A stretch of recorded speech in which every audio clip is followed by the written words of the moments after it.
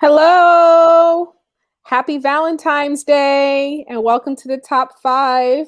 I hope everyone is enjoying their day. If you're tuning in with us, please like and share. Share the show to everyone you know. This is a Valentine's Day special. We have lots to discuss. Um, we have a special co-host with us. His name is Roger O. Williams.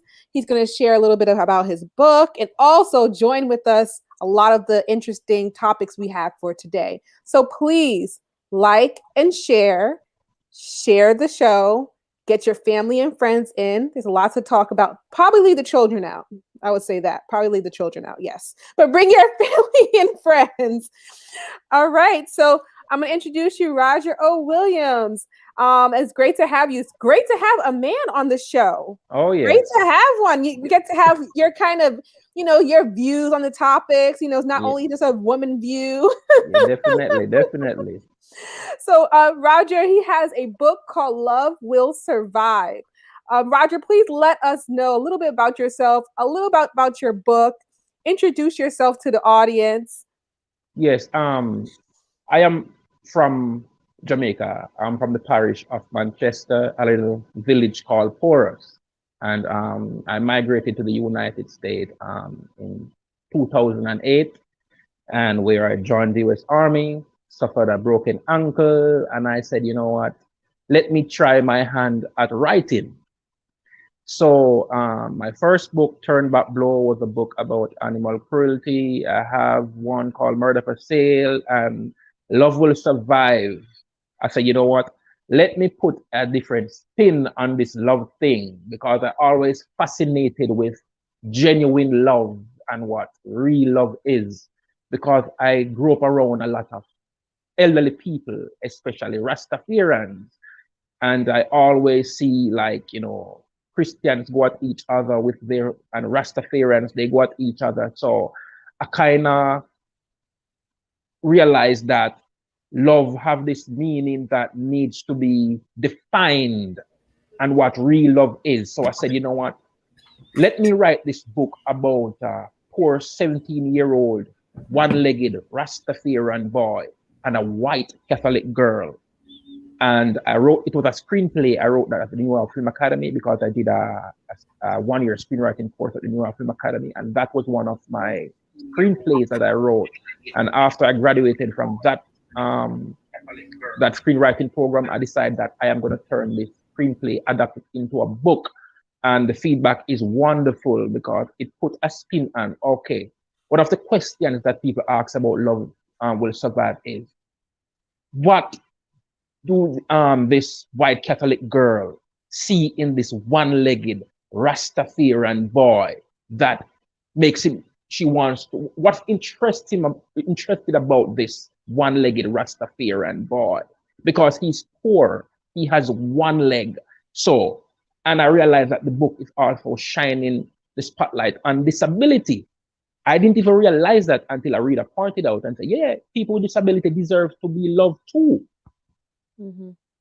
Because this is a protagonist who pushes what we call a hand cart in Jamaica. He doesn't have a flashy ride. He sells coconut. He has one leg. So What interested, what pulls this white Catholic girl to him, and what pulled him to her? It has to be real, genuine love. I want to say love, not for what the person have, but about the person. And I always fascinated with that from I was a kid coming up. What makes someone cheat? What pulls someone to each other? What break them apart? But it's always going to be that first spark. What interests them? What pulls them together? What do they see in each other? And that is what Love Will Survive focus on and show its readers what genuine love is, despite disability, despite financial status. It has to be something that you see about this person, how that person makes you feel, despite their lack of income or their status in life. So Love Will Survive, it's exploring all of that and forcing people to ask themselves. I mean, it touches a lot of, one of the main themes is interracial relationship. And I get a lot of eyes turn up with that. Oh, a Rastafarian born a white Catholic girl. That sounds interesting. It also shines a spotlight on religion. Should religion come between love? That is one of the big questions, one of the biggest questions Love Will Survive asks. Should two persons who love each other, should they pull apart because of religion? Or should you live your life to please others, including family, friends, society, the church? Why two people who has two different religions? This guy is Rastafarian and this girl is Catholic. As one friend who read the book said, they're like this two religion is like island water. Yes. If you know about Rastafarian and the Pope and everything, so that's what kind of made the book a little bit high concept, and the stake is high for these two people. So it's a very important book. It forces yourself to ask the reader a lot of questions, and that is how I write. I just don't write a regular story like that. Even if it's going to be a romance, it's going to be provocative, because that is like my core. Because my first book has a very dark theme and interest, animal cruelty. So you can know that everything that comes after is going to be my second book. Caused police in Jamaica to zoom down on me. It's a book about contract killing, murder for sale. So my third book, which is the love book, not because it's going to be a romance, it's going to be powerful, provocative, and force the reader to ask themselves some profound things. Well, Roger, let me hold on a minute. It seems like you have many great books that are out there, and you brought up some very, very interesting points already that I hope that we're going to expand on, especially religion and love, and whether or not you can love, you can avoid everything else and just focus on the love when the rent is not paid and all of these things. So wait a minute. Love and money is very important. I mean, but nowadays, you don't got the money, you can't get the love. So Landing, I don't know. But no, that's funny. I'm sorry you say with the rent not paid, because that just that just put a big hit. Like it kind of like whooped me in the back of my head when you just said when the rent's not paid. I was like, oh snap! Then where are we gonna live? Right. But it's strange because I met somebody the other day. I'm in the medical field. I do medical escort, CNA, etc. And I met someone, and she looked like somebody I would talk to. And I told her that I'm in the medical field. And the first thing she asked, a nurse, a doctor. So I said, so why you go on the top? Why you start to ask about the big position? So what about a CNA? They don't need love too? Well, right. And she's still away. But if even real life, I may write a book about even real life, I personally going through that too. Because I do not like when I meet a woman, and in the first 3 minutes that woman asks me what kind of job I do, it's a big turn off. I'm not speaking for no other man. I'm speaking for Roger O. Williams. I do not like it. Because I believe in that. All right, so why you don't ask me my last name? I asked one woman, I said, why you don't ask me my last name? Suppose you and I are cousins. You need to know my last name before you know my profession too. Right. So that is my view. So, That is my view on life. And that is why I write my book. That's why I think my books kind of touch a lot of people, because I write with passion and I write with reality. Because it's not only me alone face these questions. Other people can experience what I'm going through on the book vicariously. So I force yourself, I open people's eyes, basically. But that's just me. Yeah. Victoria, what were you going to say? I was going to say, ladies and gent and audience, how do you guys, because we're talking about love and, you know, money doesn't mean anything and religion doesn't mean anything. How do you guys interpret finding the right one?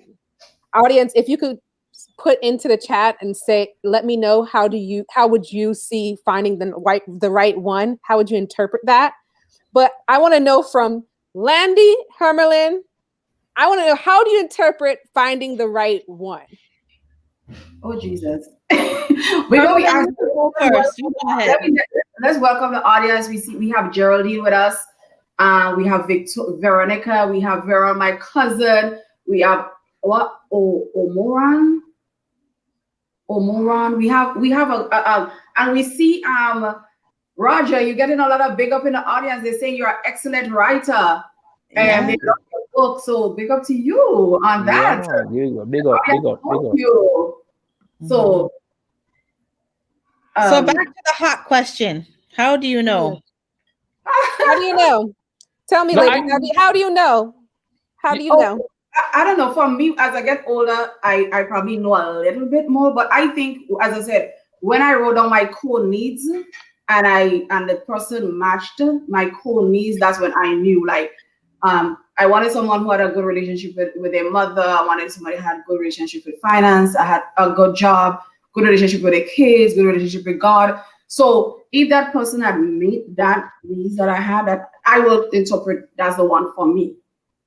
Whereas when you're younger, you kind of like you kind of flip flop. I'm kind of going to go with what you like, you know, and stuff like that. But I was very specific in my 40s what I really wanted. Mm-hmm. And that's important, because I think as you get older, you figure out what is really important to you, and you don't have the time to fool around, wasting time, and you're not really trying to please anybody, because you know what is most important to you. So that was good that you focused on that and you were able to find that. Yeah. Mm-hmm. How about you, Landy?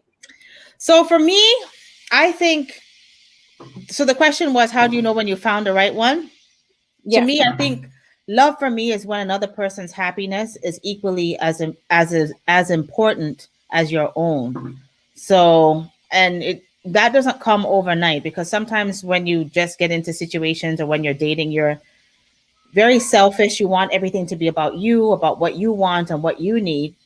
But when you get into a really close relationship, a marriage or a long-term relationship, it's about you want the person to be happy, and whatever that happiness is, you're committed to helping that person get to that point. And vice versa. They want to see you happy. So whatever it is, you know, working together, working through problems, because marriage and relationships are very, very hard. But the true test is when you're able to overcome those hurdles that come at you. That shows you how strong you really are. And there's lots of blessing in going through hardships, because then you could really see the value of your relationship. Well, Landy, you actually just took every word I was about to say. I don't even know what to say anymore. I'm here sitting down like, what else I'm going to say? Because Landy just went down all the points. Hermelin went down some points too that I was like, wait a minute. I mean, what, you know, me being married for me is just like, you know, I'm 32, right? So when I was in my 20s, before I met my husband, I was like 24. I was 24, yeah.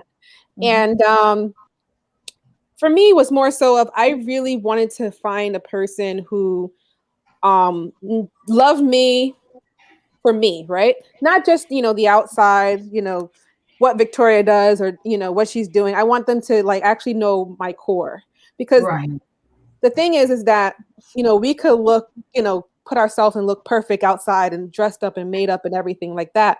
but there's always some things inside of us that maybe we're struggling with, right? Emotionally or whatever traumas you went through in your life.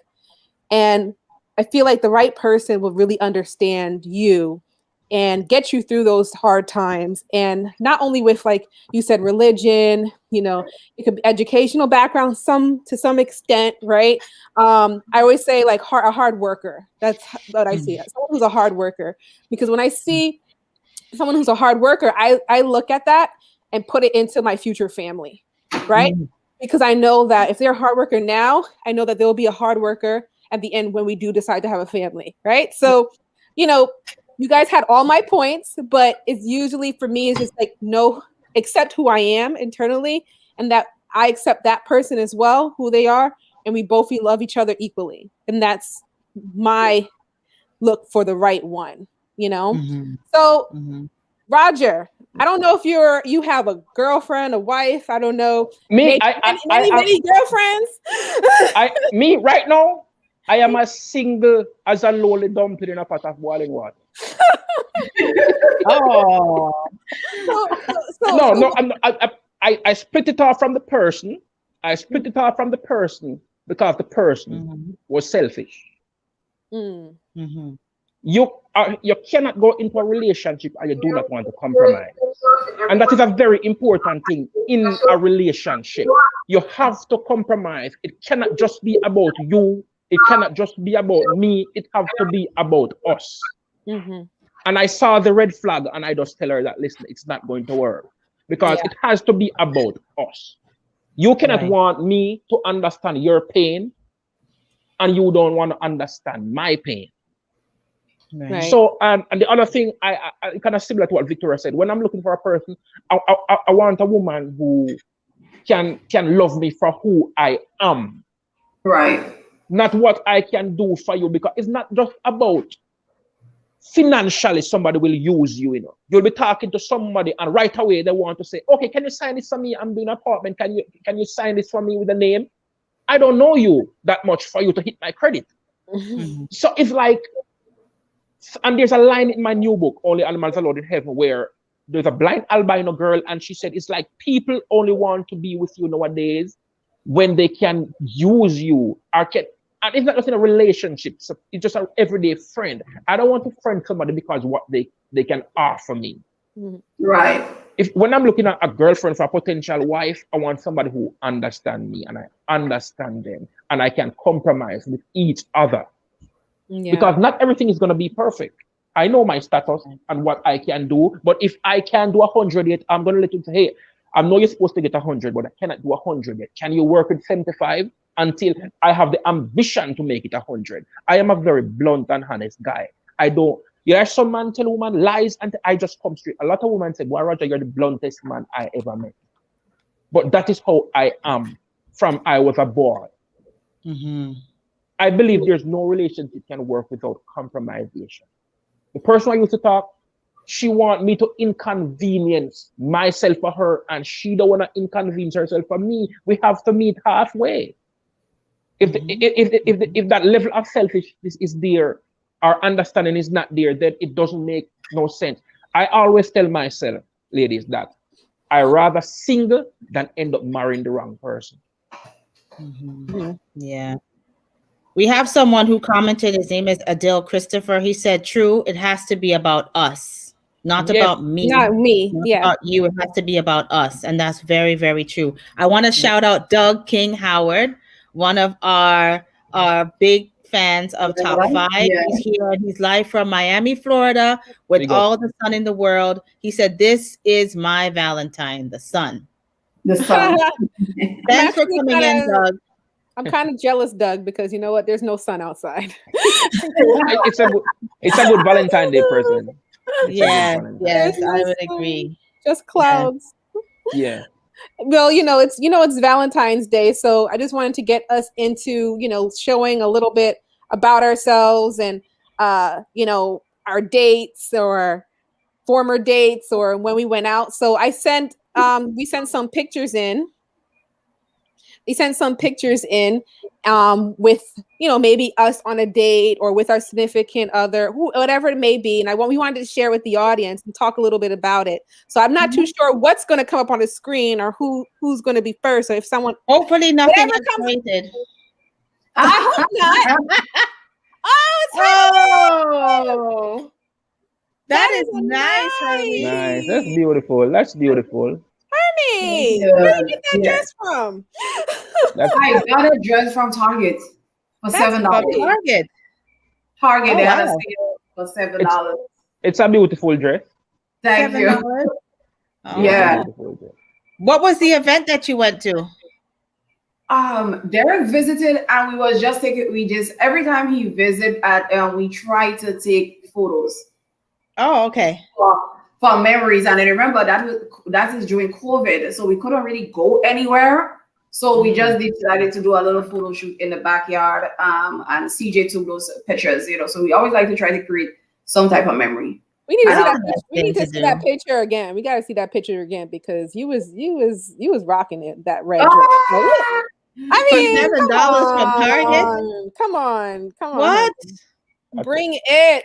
Yeah. You guys Yes. look cute together. Yeah. Yeah, they very nice. do. Very nice Yeah. couple. That was a photo shoot, so you guys didn't go. It was just a photo shoot, like a. Yeah, it's like my son took the picture out. I mean, our photo little shoot is my son taking pictures of us. It's never like paid or anything like that.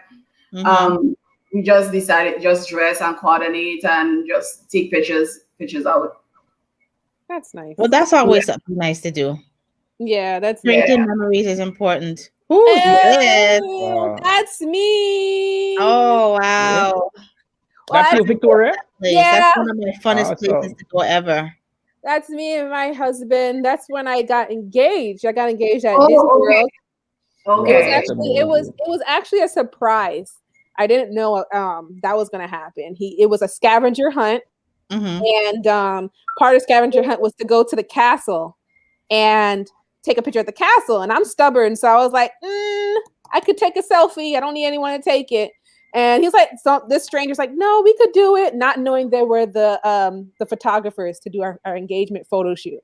And so that's when he turned around and proposed to me that day. That's amazing. So we had a photo shoot at Disney World. So yeah, it was Yeah. really special. You know, just really special. Oh, wow. That is so cute. Yeah. That's beautiful.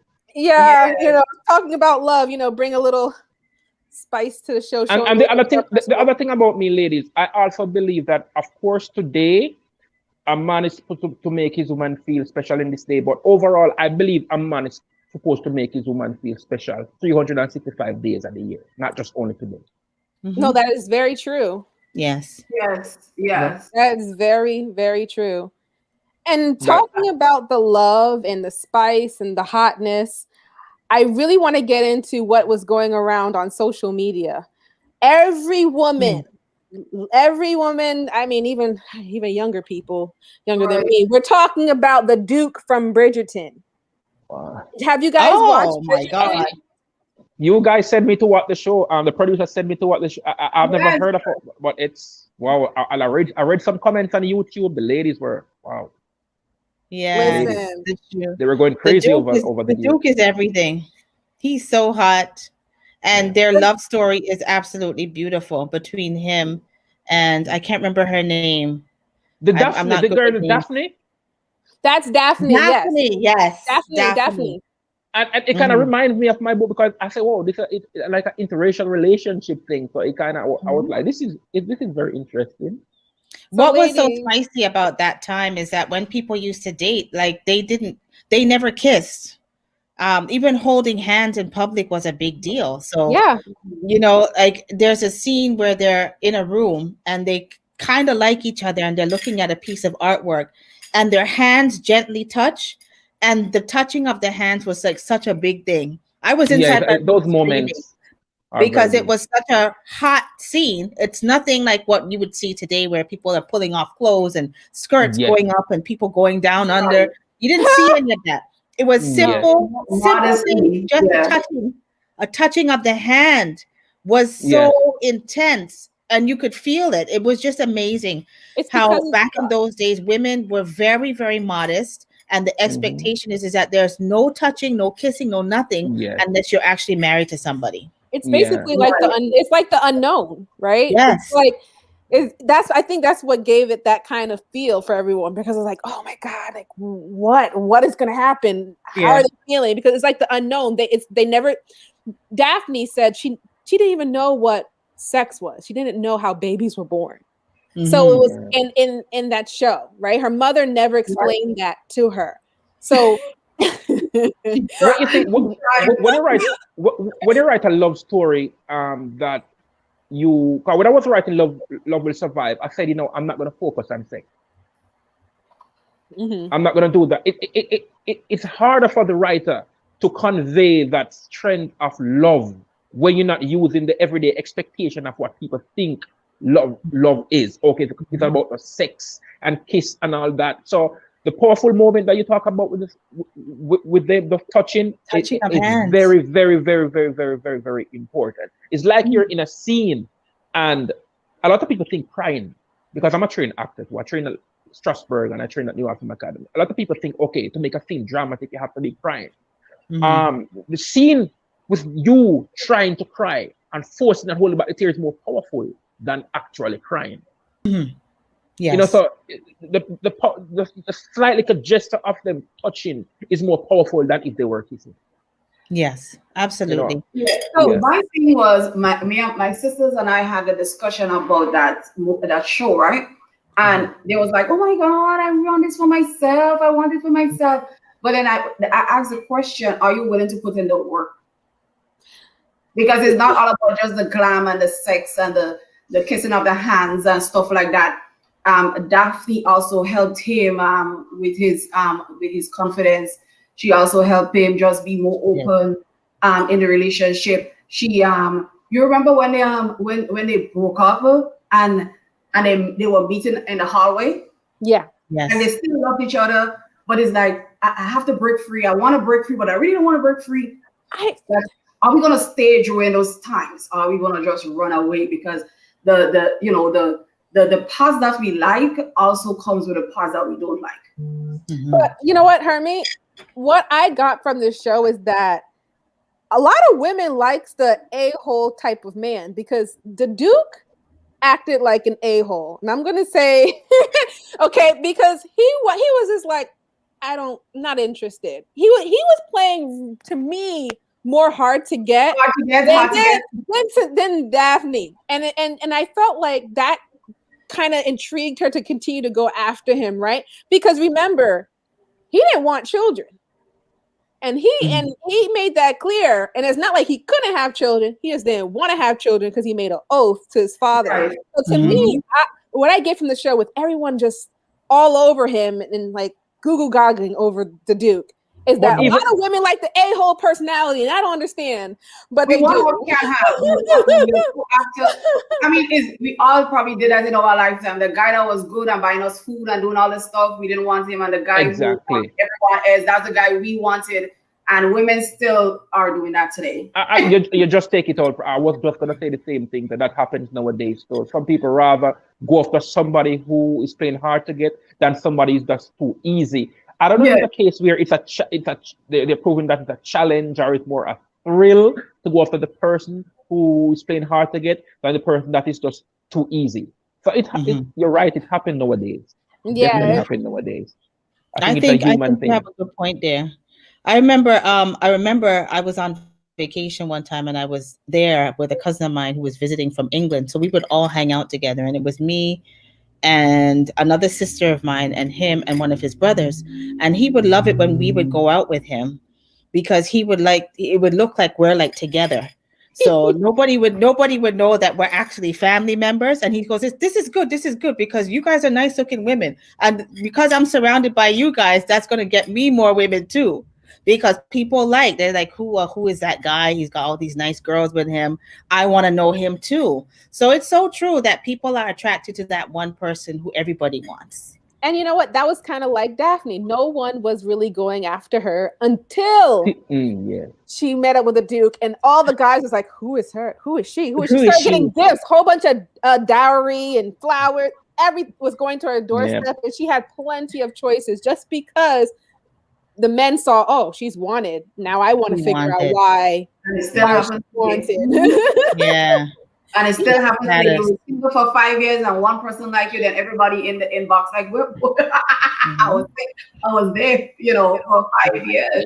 It's strange. It's strange Yeah. because I remember one year my sister was helping someone to make their Facebook account, and when we were watching, my sister and the guy was over my sister's shoulder, and when he reached the part that says status, Mhm. my sister knew that the guy is single, so she put in single, and he said, no, sis. Put in a relationship. Mhm. And my sister turned to him and said, why? He said, woman not gonna want you if you're single. Interesting. You know? Yeah, I'm not Oh, surprised. Well, you know what? That might be It's right. no, but That might if- be right. he's right, because for me, let me tell you something. Especially when you're a man who have a little face or handsome and so, it's like if you tell a woman, I'm thinking from my experience, I have a hard time convincing a woman that I am single. And if I say I have a woman, it's okay. Mhm. It's like, why you're single? What it's like a start to have Like, this what's wrong barrage with you, of right? question. Yeah. And so what is that is doing? It's also forcing men to lie. Mm. Well, you know what? I feel like I based on my experiences, like I feel like when you're in a relationship or even married, you find that more people try to get to know you when you're in a relationship compared to when you were single and then there was no one around. But you know, for Right. me, I just say it's the devil. I'm like, the devil, you are the devil. trying to match. Yeah, you're right. You're I right. said, get behind me, devil. You know, Yeah. like, Get out But, my but way. I don't know. I think, Victor, I think it come back down to that may be true with the devil and the temptation. Yes, that's gonna happen, but it still come back down to the question: why some people rather be with someone who has someone rather than someone who is single? Mhm. Right, I know. Is it a thrill they get I think to it's a stealing thrill. someone's man? it's a thrill. I think It's so. all about the thrill. It's all about the hype, the feeling. They just want to say, "Oh, I accomplished it." It has Mhm. nothing to do that they actually love that person. You know, no, they just want to say, "Yes, I actually stole that person from that other person." Yeah, Yeah, no. I'm telling That's you. why I said it's the devil. Run for the hills. Don't look. Run for the hills. Don't look back. I- Try to and mess it up come your back. whole life and your blessings. Just keep running. It come back down to my core of belief. It come back down to my core of belief. Accept me for who I am. If I am single, I'm going to understand clearly that I'm single. If you want somebody who is already in a relationship for whatever reason, then you go and talk to that person who you think has 10, 6, 5, 4 women. But accept me for who I am, a single man. I'm not going to lie to please you. Yeah. You know, Joseph Somebody- Thomas was just saying that, tell me what is the one underlying thing about love? The one thing attributed to love. That's a little, anyone wants to take that? I got to think about that one. That's it. I don't think I am, as probably me as I grow older, like I focus less on love, and that could contribute to love, but I see more things like consistency, respect, understanding. Like I focus more on that than love itself, because anybody could say I love you, but are your actions really matching your words? Yeah. Right. That's I agree with that. See, and Yeah. I see love as a word that you can't really quantify, and it's a feeling, and it's a whole bunch of things. But to me, what I look for is not necessarily love, but that sense of security and respect. Yeah. That is everything to me. Like when you're concerned about my safety and making sure, and safety includes like not just having the right home and all these things, but are you living your life? Are you responsible? Are you paying your bills? Are you doing all these things? Are we growing in the right direction? These things I can see, because I'm very analytical, and I like things what I can see. Love is something you can't necessarily see or quantify directly, but it's a number of things together. Like when I have somebody who's concerned about if I sleep well, or if I'm healthy, or if I'm reaching out and I'm trying to do the things that I want to do, not necessarily for us, but for me to be the better person. This is somebody who really loves you, and somebody who loves you when you're completely ugly, with no makeup, no hair, snot coming out your nose. You're upset and you're angry because nobody's perfect. I know that, I have many faults, and I'm not the easiest person to get along with sometimes. But if somebody can really work with that, because like I said, there's nobody who's perfect. You see me for all my faults, and you still want to be here. You're still committed to standing here regardless of what. Like if you argue with your significant other today, but then tomorrow somebody, something bad happens, is that person going to run to be there for you? This is that sense of security. And I think for me, love for me is security. For me it's more so of like you said, I feel when someone cares about my well-being and vice versa, that's when I know it's love. Because when I compare to like all my past relationships, I know my current relationship, I know my husband has my back for anything, right? Like if I, I don't have to worry about anything. I know that he has my back, and he knows that I have his back, right? So that's my main thing when it comes to what attributes to love. Having each other's back, knowing that, you're always going to have that person right there by your side. When you get older, they're going to be by your side, right? So like to me, that's what it is.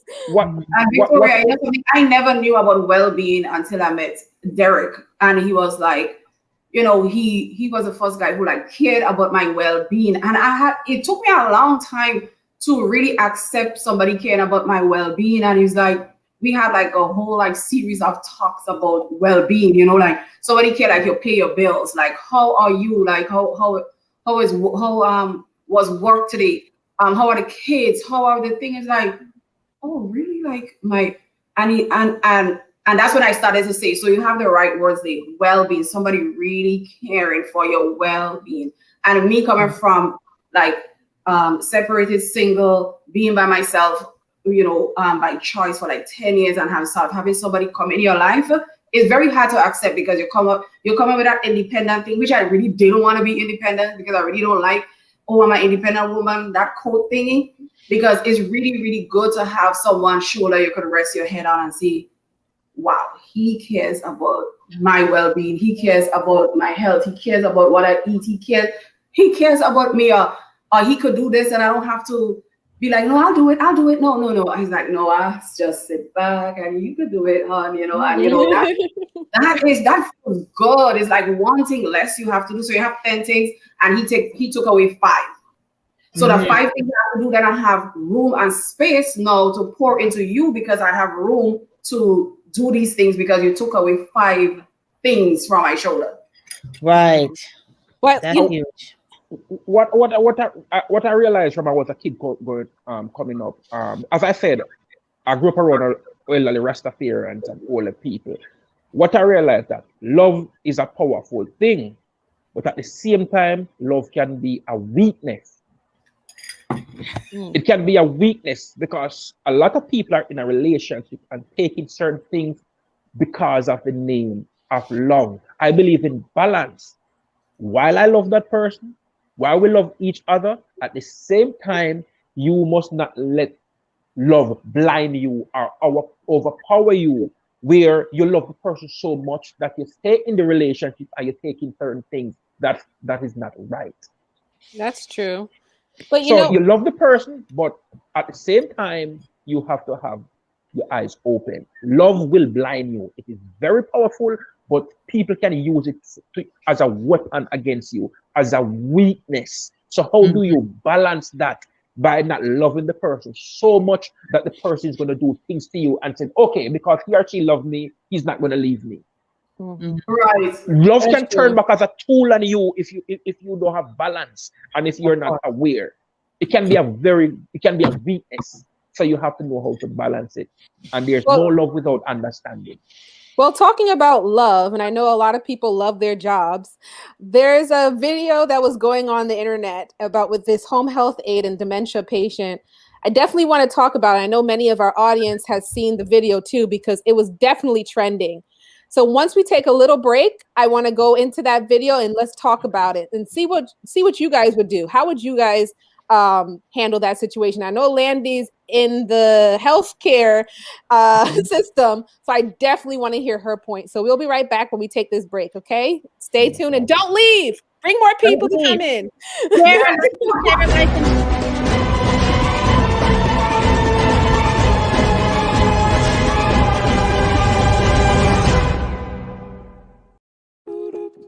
Hey, I got some good news for you.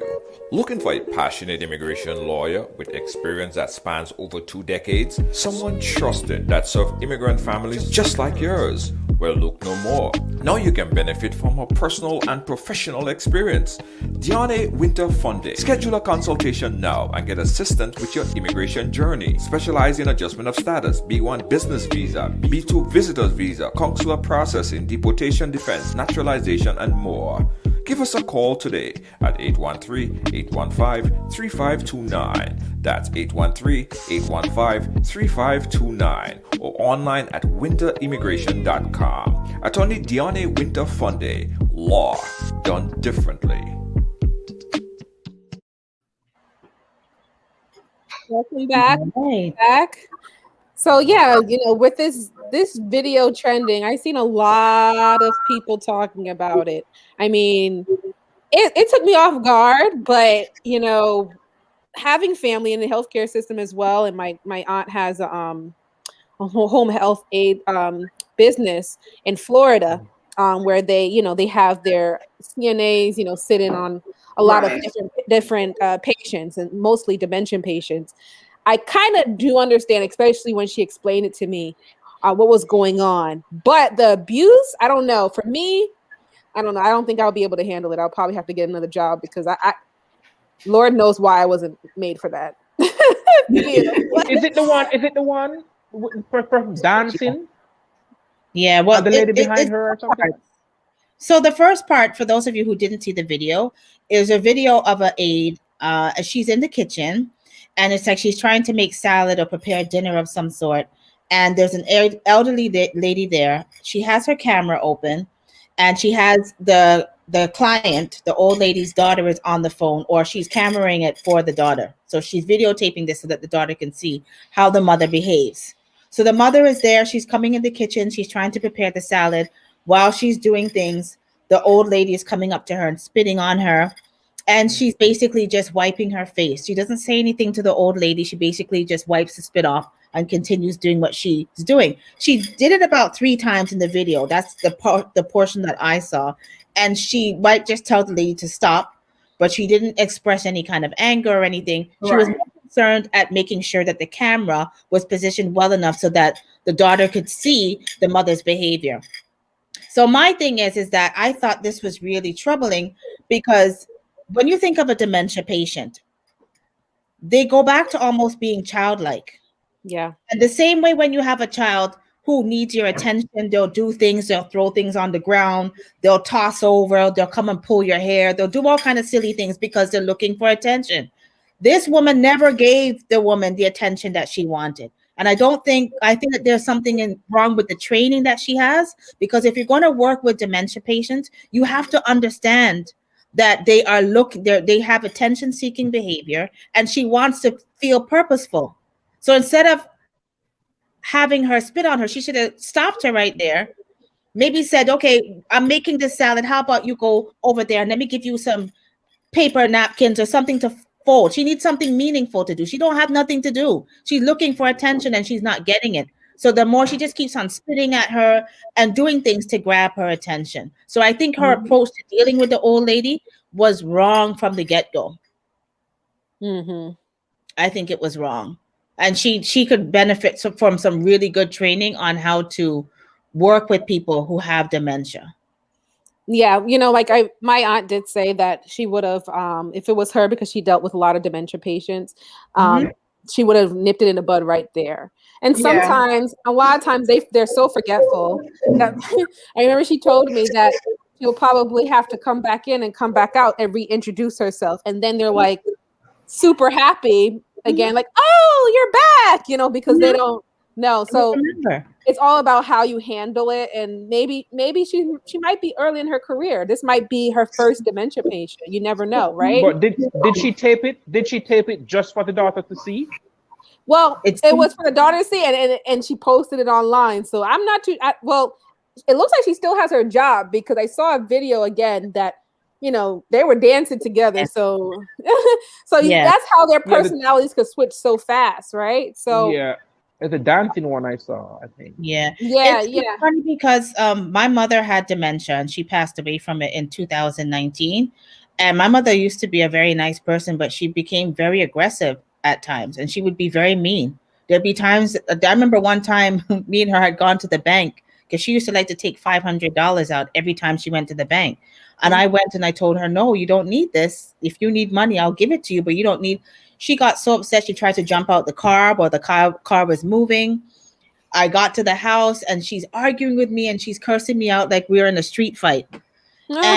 And while I was there, my husband's like, go upstairs, just ignore her, leave her alone. I went upstairs and I came back down. My mother was like, oh, hi. Yeah. Hi, how are you? Completely forgot about everything that just happened. But you have to understand that this is what they go through. It's nothing personal against the person, but you have to understand how to switch the change the situation. That's everything. You see, I love to look at the situation on both angles. This also still show you what health aid workers have to go through still. Oh, yes.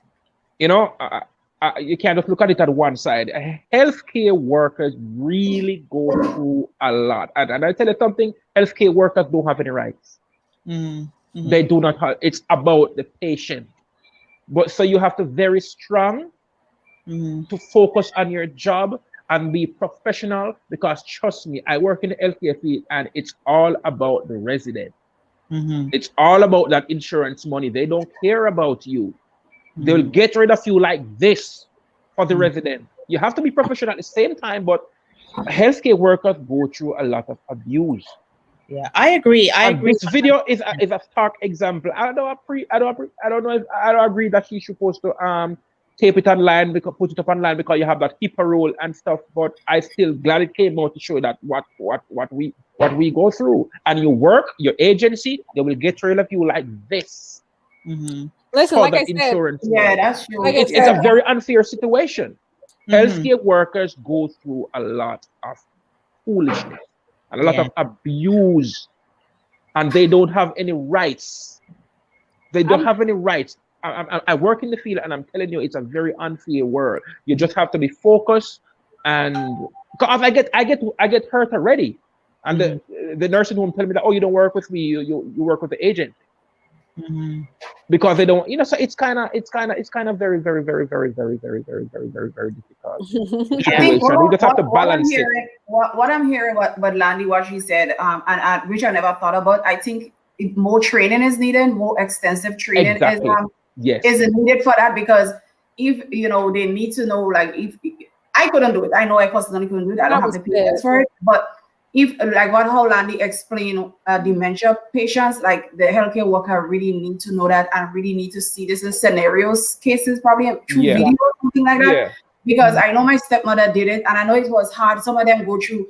Even I remember, even the man, when he was going into dementia, whatever he was doing, I remember, like, he used to go to unlock her door to come, to go in her room, and then, and as you said, then they don't remember, and then it's kind of frustrating. So you have to be really professional, knowing, like, okay, this is just for a moment, and they may switch back into that thing. But I couldn't. I personally, I couldn't.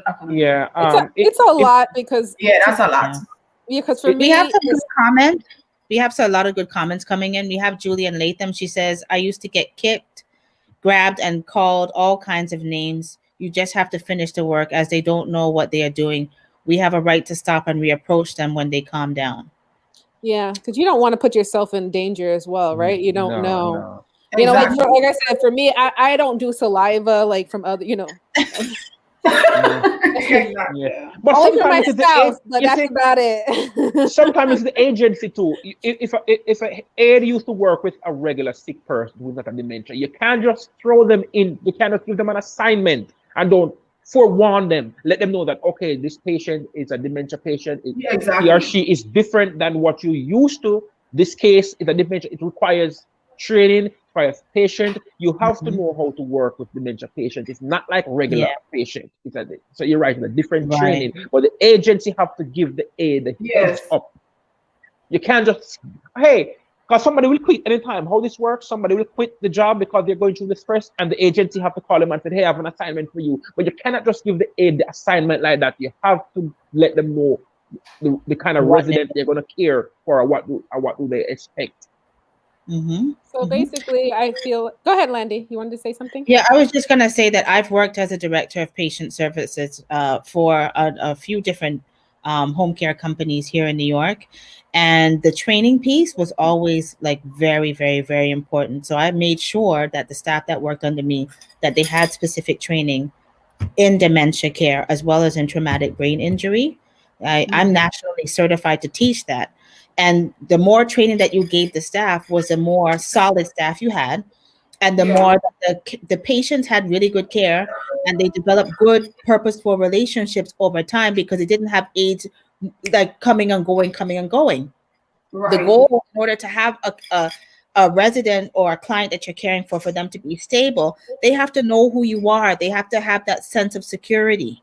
They have to know if the house feels like Grand Central Station, every day a new person is coming and going, they'll never settle. They'll always be No. anxious. And when they Agitated. pass out, their agitation, because they can't express themselves the way that we do, it comes out in these behaviors, ripping things up, spitting things. I've heard of people like smearing feces on the wall. All of these things is boredom. Give them something that they can do successfully and allow them to do it.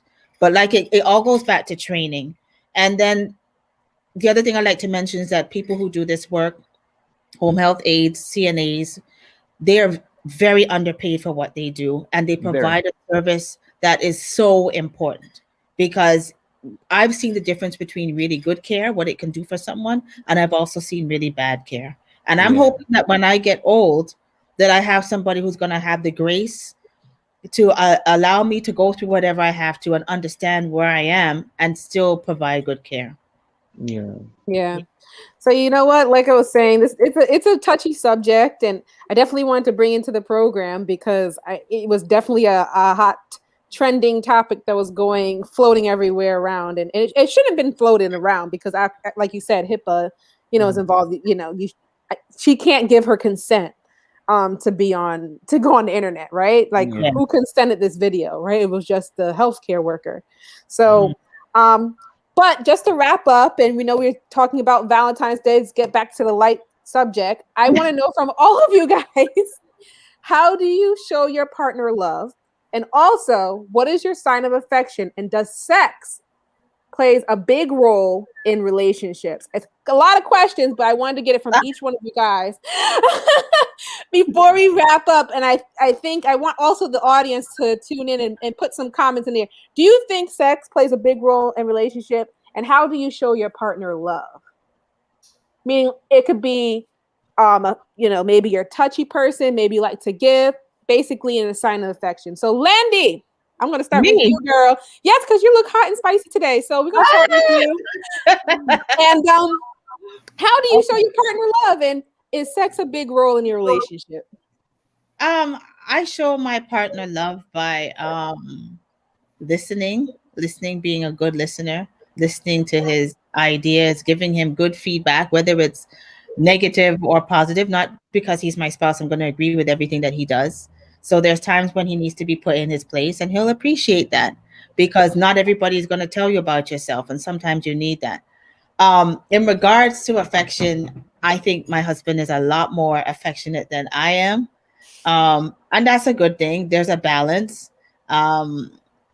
So hugging and being together, the sex part is important to a relationship, I would say, because if you're not having any for months and months, then I think that there's something wrong with your relationship. If you're with somebody and you don't have that expression, you wonder, well, what's really going on? So that connection is very, very, very important. And I think that if you're not doing it, whether it's the actual act or even just hugging and kissing or being close or being intimate, having an intimate time together. I Now- think that's very important to a relationship. And Now- if it's missing, then I'd have to have an investigation. Be like, what are you really doing?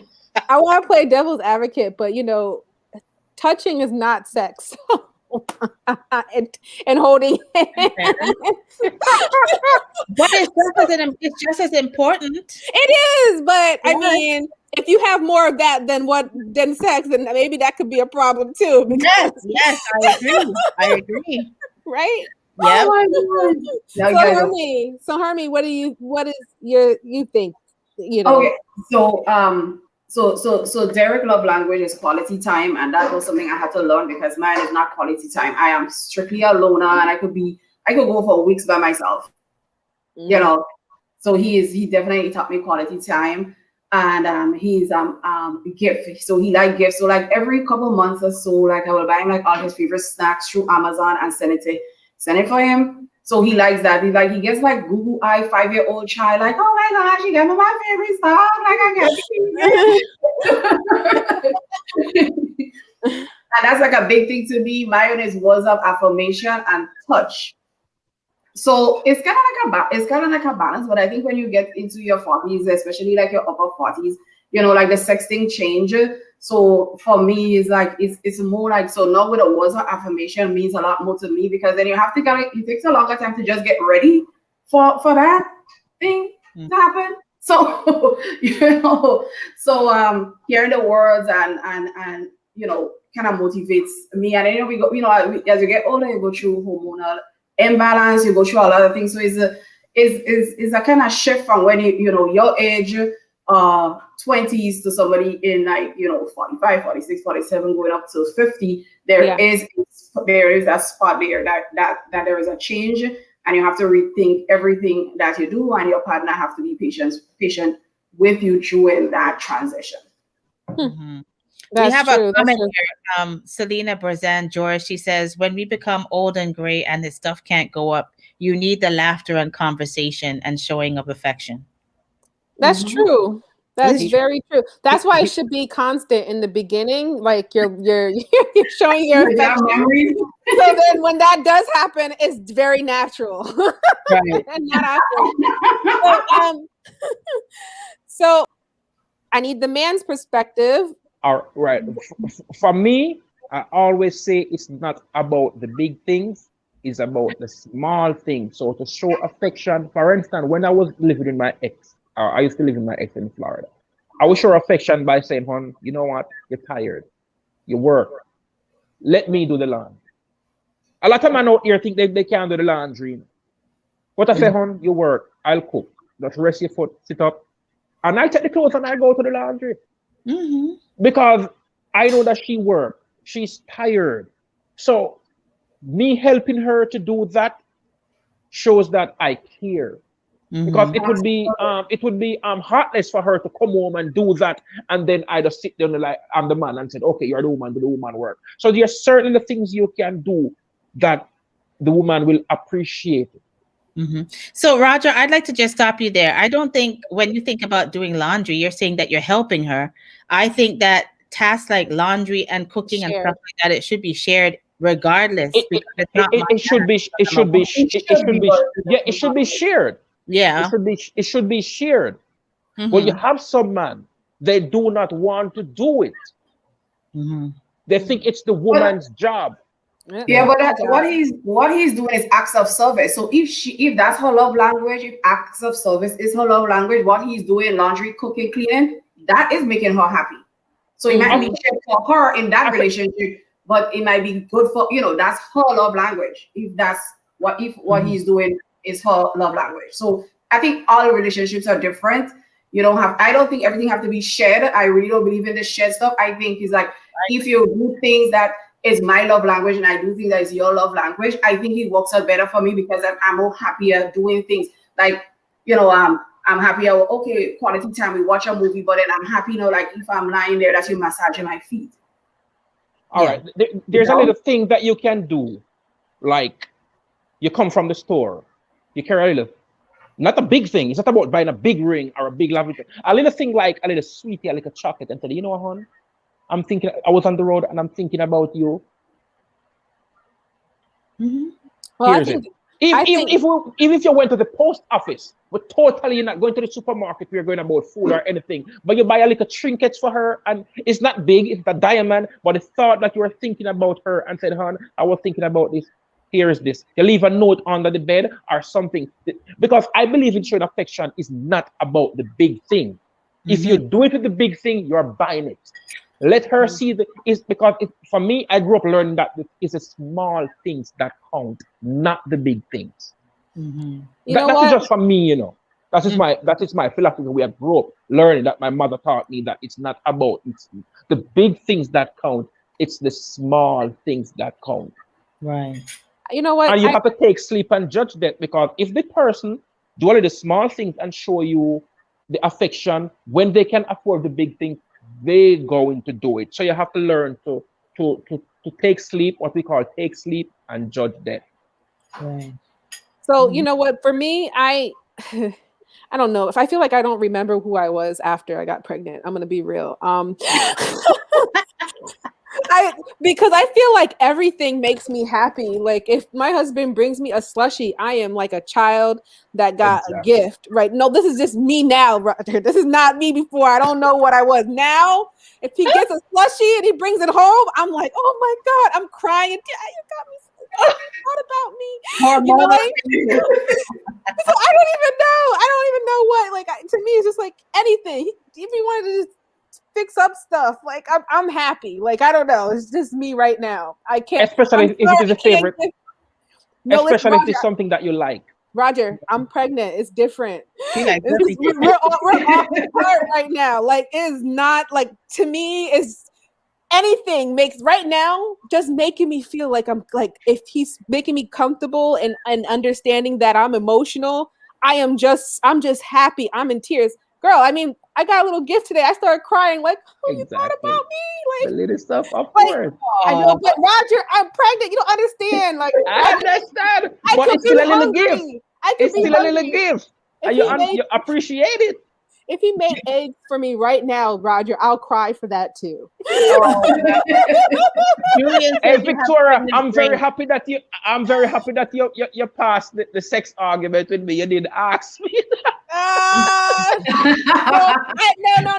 I didn't have to ask you. You were just supposed to put it in your answer. You just bypassed it. That's the only No. thing. It is important. No, it is important. It is important. Sex is very important in a relationship, but it shouldn't be all. And Yes. I agree with the person that comment. It shouldn't be all. It's No. important. Sex is healthy for a relationship, but the relationship shouldn't solely be based upon good sex, because as the person said, when that is not there anymore, what is the relationship is going to be based upon? Mhm. Yeah, That is that's mine. true. That's Yep. true. Especially for men who they probably lose that before a woman. You Yeah, know, well, Of course. the age. You cannot be just based up. You know, I used to have tall hair. Hold on. I used to have tall hair. Believe it or not, I'm an Indian. Believe it. You might see the bald head now. But a woman, some girls on the island used to come up and me say, I love her for your hair. yeah. Because my hair is straight and the inner come, that is Indian. And this was like when I was an early teenager. I used to say to myself, you love me for my hair? So what if I meet in an accident and I get a chop in my head and I have to cut it off and go bald? You're not gonna love me again?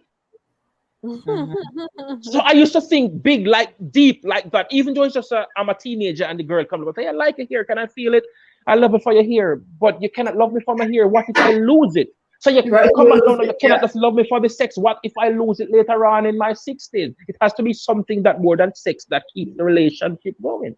Well, Roger, you Yeah. were old. You had an old mind when you were a teenager. They weren't even thinking about that. They were just I like, understand. where's this You're man right. coming You're right. from? You're right. But You're right. But I just want to tell everyone, just thank you for tuning into the show for our Valentine's Day special. We definitely ran out of time. Roger, please tell them where they could find you on social media before we close out. Do you have a Facebook, an Instagram? Yeah, Arthur Roger O. Williams. Arthur Roger O. Williams. That is my Facebook page, and Arthur Roger on Instagram. And the book's right there. And as I said, my second book is that's Love Will Survive on Amazon there. And my second book, Only Animals Allowed in Heaven. it's also available now. Awesome. Check out his book, purchase it on Amazon. I'm so thankful for you to join us on Top 5 and give us your perspective. Thank you, everyone, for joining in our Valentine's special. Everyone, happy Valentine's Day. Enjoy the rest of the night. Happy Valentine's Day, and it was really nice speaking to you, Roger. You're welcome. You're welcome. Be safe. Be safe. Have a Always nice take day. good care. Happy Bye-bye. Valentine's Day, guys. Bye. Bye-bye. Bye. Enjoy.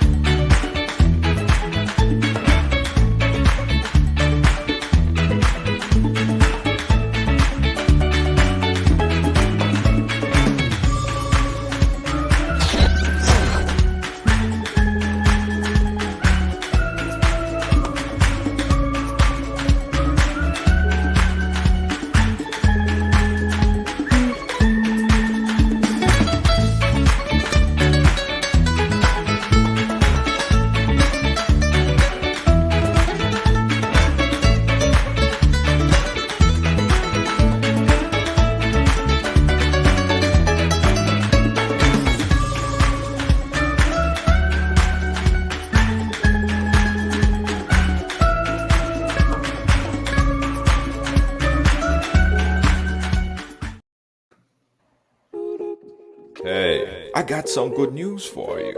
Looking for a passionate immigration lawyer with experience that spans over 2 decades? Someone trusted that serves immigrant families just like yours? Well, look no more. Now you can benefit from her personal and professional experience. Diane Winter Funde. Schedule a consultation now and get assistance with your immigration journey. Specialize in adjustment of status, B1 business visa, B2 visitors visa, consular processing, deportation defense, naturalization, and more. Give us a call today at 813-815-3529. That's 813-815-3529 or online at winterimmigration.com. Attorney Diane Winter Funde, law done differently.